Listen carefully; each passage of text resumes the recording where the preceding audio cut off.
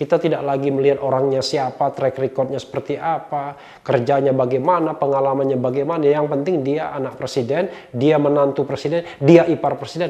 Kita dukung, kita calonkan. Saya kira berat di republik ini berdemokrasi kalau caranya begitu. Kasihan juga rakyat.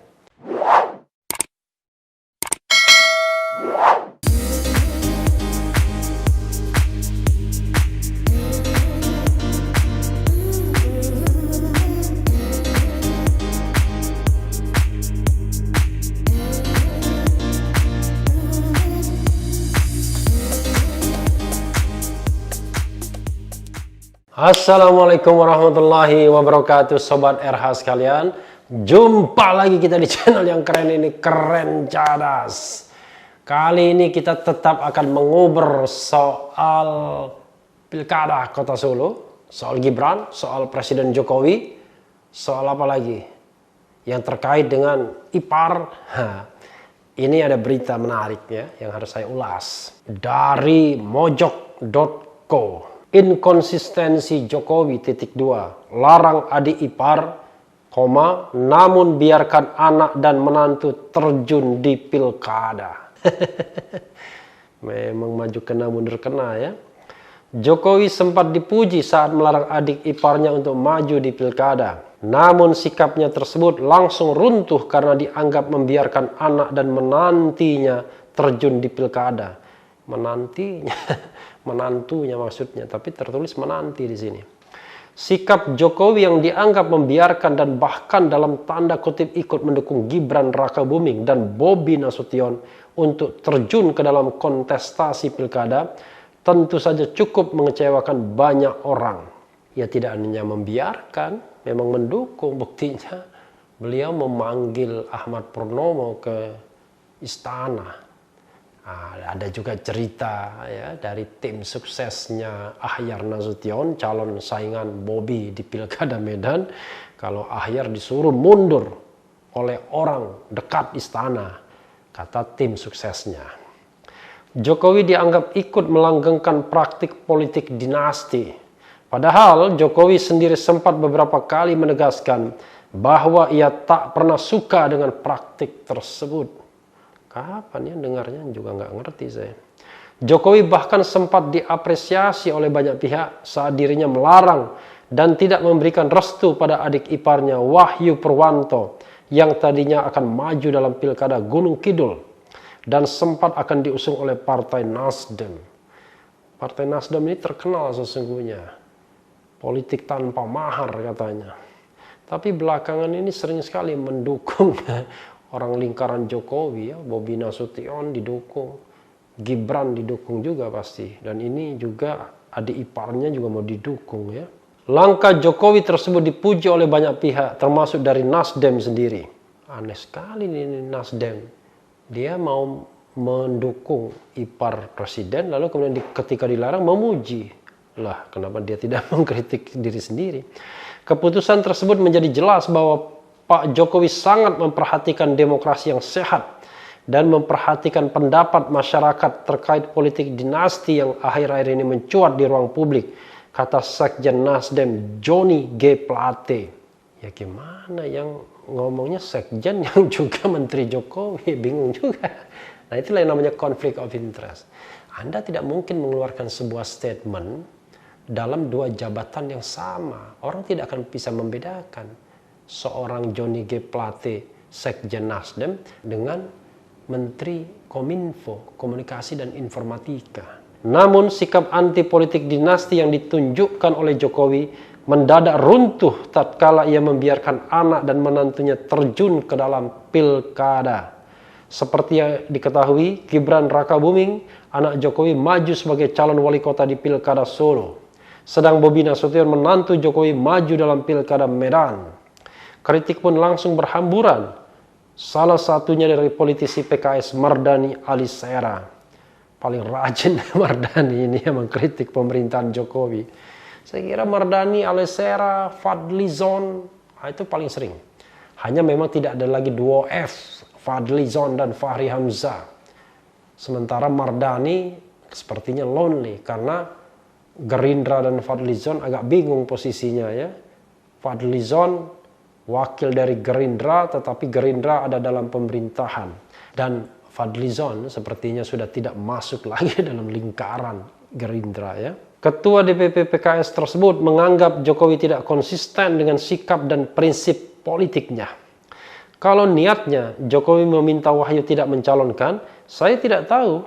Tetapi sikapnya Jokowi tidak konsisten. Mestinya kalau di sini tak mendukung, ya di sini juga jangan didukung anak dan menantunya. Terang Mardhani kepada awak media di Kompleks MPR DPR Senayan, Jakarta, Selasa 27 Juli 2020 kemarin. Memang beritanya sengaja saya ungkit kembali ya. Ketika Presiden tanda kutip membiarkan anak dan menantu maju di pilkada, beliau kan selalu bilang saya tidak akan kampanye. Tapi babnya KKN, nepotisme dalam hal ini, kekeluargaan, kekerabatan, bahasa Mbak Titi, Direktur Eksekutif Perludem, itu salah satu yang kita ingin hilangkan saat tuntutan rakyat direformasi. Sekarang orang nomor satu mempraktikkan. Iya sih, KKN itu kan jangan lupa tidak hanya korupsi ya. Korupsi, kolusi, dan nepotisme ya. Jadi bagian nepotismenya ada di sini.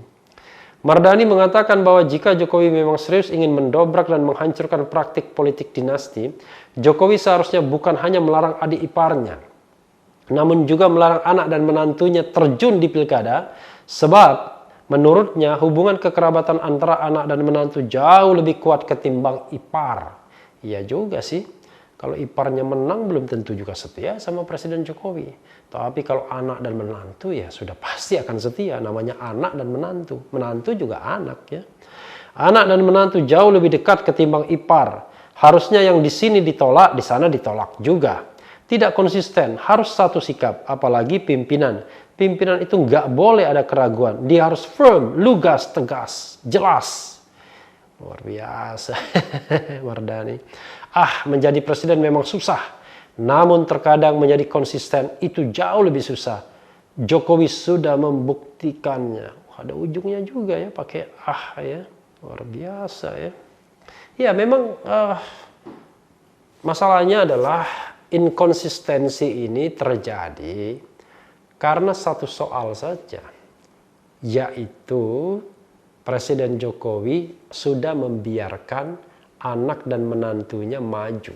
Lalu ketika kemudian Nasdem mengelus-elus ipar Presiden Jokowi melarang dikritik, membiarkan apalagi dikritik juga karena sudah sikap dasarnya. Kausa primanya adalah ketika Gibran maju. Setelah Gibran ditambah Bobi lagi. Jadi untuk yang lainnya, mungkin adik ipar, kakak ipar, Pak D dan lain sebagainya, tidak menjadi penting lagi apakah akan dilarang atau disuruh. Kalau dilarang tetap dikritik, disuruh juga tetap dikritik. Tapi yang saya soroti juga kemiskinan partai politik. Miskin sekali partai politik terhadap regenerasi partainya masing-masing. Kadang-kadang membingungkan. Gibran dan Bobi misalnya sudah jelas bahwa yang bersangkutan adalah mendaftar sebagai kader PDIP. Which is the ruling party. Partai Presiden Jokowi. Ngapain partai-partai lain beramai-ramai mendukung ya? Bahkan Golkar mendukung terlebih dulu sebelum PDIP mendukung. Sampai sekarang saja PDIP belum mendukung. Tapi partai-partai lain, bahkan partai di luar pemerintahan seperti PAN, Partai Amanat Nasional mendukung juga. Jadi memang ada masalah di Republik ini ya. Dengan demokrasinya. Di satu sisi kadang-kadang orang sangat peka soal aliran politik. Walaupun orangnya satu partai. Tapi kadang-kadang orang dalam partai yang berbeda pun di-endorse juga. Jadi ribut di satu partai untuk meng-endorse orang lain. Ini memperlihatkan kemiskinan. Baik cara berpikirnya maupun regenerasinya dari partai-partai politik yang ada. Seolah-olah kalau tidak ditopang oleh kekuasaan, mereka tidak bisa berdiri kokoh. Kenapa tidak percaya diri?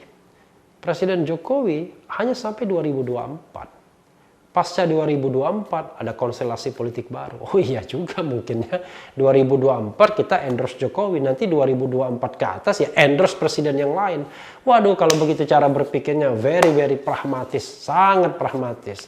Kita tidak lagi melihat orangnya siapa, track recordnya seperti apa, kerjanya bagaimana, pengalamannya bagaimana. Yang penting dia anak presiden, dia menantu presiden, dia ipar presiden. Kita dukung, kita calonkan.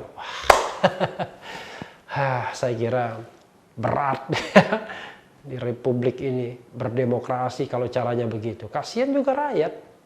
Kader partai lebih kasihan lagi. Mereka berharap dicalonkan karena mereka sudah mengabdi kepada rakyat, tapi akhirnya tidak dicalonkan. Bahkan Ahyar Nasution ketika melihat gelagat partainya tidak akan mencalonkan dirinya sebagai calon wali kota, padahal dia adalah PJS atau pejabat sementara atau pelaksana tugas wali kota. Ketika wali kota definitifnya bermasalah dengan korupsi, malah tidak ingin dicalonkan. Padahal dia tidak punya masalah. Tidak heran dia kemudian melihat rumput tetangga lebih hijau, dia lompat ke halaman atau kandang tetangga. Diambil oleh Partai Demokrat. Dan Partai Demokrat dan PKS menyorongkan Ahyar Nasution untuk melawan Nasution lainnya alias Bobi Nasution, menantu Presiden Joko Widodo. Sesungguhnya sobat era sekalian, banyak catatan ya di era kedua kepemimpinan Jokowi yang menurut saya kok malah regresif dibandingkan periode pertama. Banyak soal pelemahan KPK, soal ombudsman, soal menteri kabinet kerja yang kedua ini, soal yang terkait dengan pilkada, soal rangkap jabatan antara pengurus teras partai politik dan menteri, dan masih banyak lagi. Termasuk juga menteri-menteri bermasalah yang tetap dipertahankan. Saya agak miris terus terang saja. Mengkritik kan boleh. Ini demokrasi. Saya tidak ingin menghina, tidak ingin mendiskreditkan, tapi betul-betul ingin melihat ini sebagai sebuah kritik. Bahkan justru kalau kita tunjukkan mana lagi keberhasilan pembangunan, keberhasilan yang sudah diletakkan oleh Presiden Jokowi, makin lama saya kok makin ragu. Tahun 2017 saya masih melihat ekonomi, terutama pembangunan infrastruktur, sebagai sebuah primadona. Sekarang memang terbangun infrastruktur tersebut, tapi jangan lupa masalahnya luar biasa. Utang BUMN luar biasa yang ditinggalkan untuk membangun itu semua. Dan negara kita menuju jurang krisis ekonomi dan finansial. Konsolidasi politik yang mungkin masih kuat, karena Presiden Jokowi bisa menggrab partai-partai politik. Kalau mau, sebenarnya Presiden Jokowi meninggalkan PKS saja yang memang tidak pernah mau direkrut. PAN mau sebenarnya direkrut kabinet. Demokrat juga mau sebenarnya. Bahkan isunya sudah ada deal waktu itu. Ya saya dengar isu ya. Tidak tahu Allahu alam kebenarannya. Karena kalau kita hanya mendasarkan diri pada isu ya susah juga. Tapi yang jelas ada kemauan. Ketika AHY melakukan safari ke PDIP dan lain sebagainya, itu kan menunjukkan sesungguhnya Demokrat mau mendekat pada the ruling party. PKS saja yang tidak mau mendekat, walaupun Sohibul Iman sendiri sebagai ketua umum PKS atau presiden PKS tidak bersikap garang terhadap Presiden Jokowi. Yang garang itu kan justru Fahri Hamzah yang akhirnya pindah ke Gelora. Nah sekarang setelah Fahri Hamzah tidak ada lagi, ada Mardhani Alisera, pentolan 2019 ganti presiden.